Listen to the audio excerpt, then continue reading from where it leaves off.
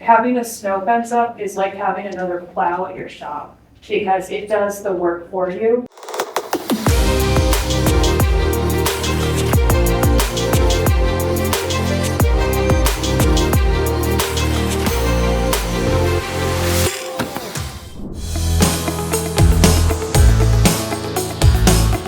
So this is a slide from Lyman, Wyoming. This was several years ago, 2008, I guess.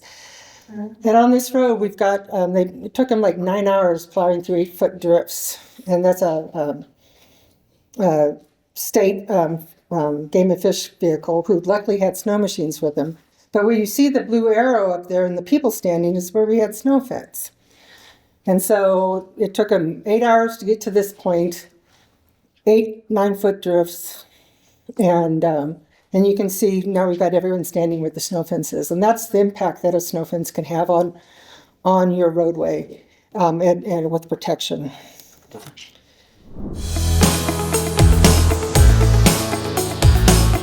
So what makes a good snow fence? Well, height, this is stuff that Tabler determined back in the 70s and 80s, and it's height of at least 6 feet, a 50% porosity fence, relatively large openings, and I'll talk about that in a second, but a bottom gap of about 10% of the total height of the fence.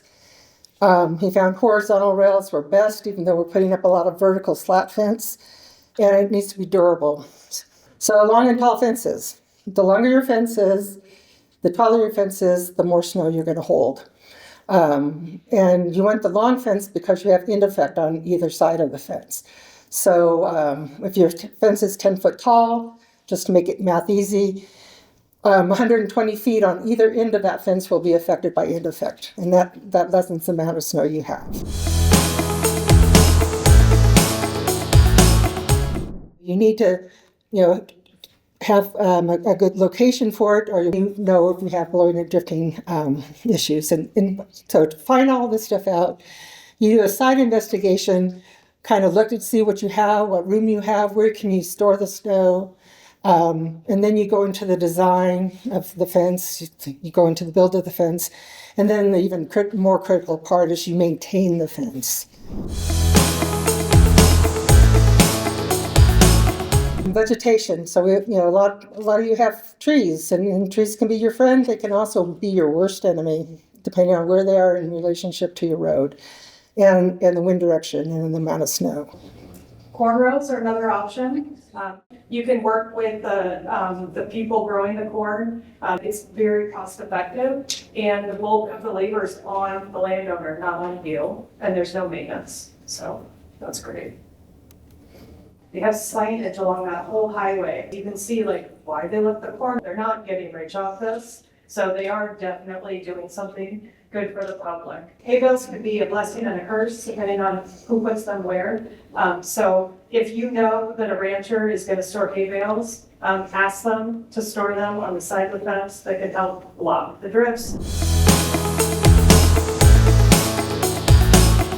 The forest snow is everything upwind of your snow fence. And that's also what we call the fetch.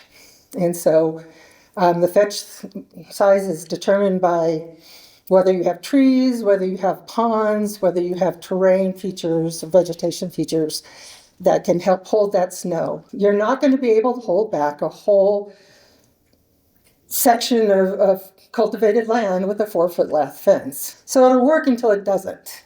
And so you might have to come back midwinter and clean that stuff out. And then making sure your fence is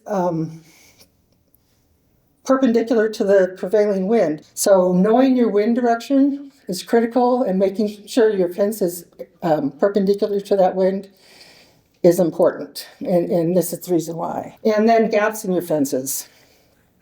This will just blow right through into your road.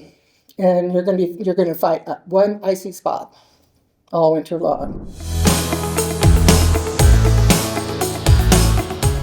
And then maintenance is critical. If you have third-party or even your crews out there going out to fixing the fences, make sure they're doing it right. That cross member isn't even in a board. it's not even tied on there. So it'll rattle off and fall off and it'll look bad, and then all the rest of them blew over. And so it looks like they pulled right out of their anchors. And so this is the reason to double check your work, walk your fences every year. All it takes is one really windy winter and you might not have that fence next year. There was a study up in Minnesota, and they found a 17-to-1 cost benefit to put a snow fence in versus running normal winter operations for a site. It's very cost effective, and anyone can do it.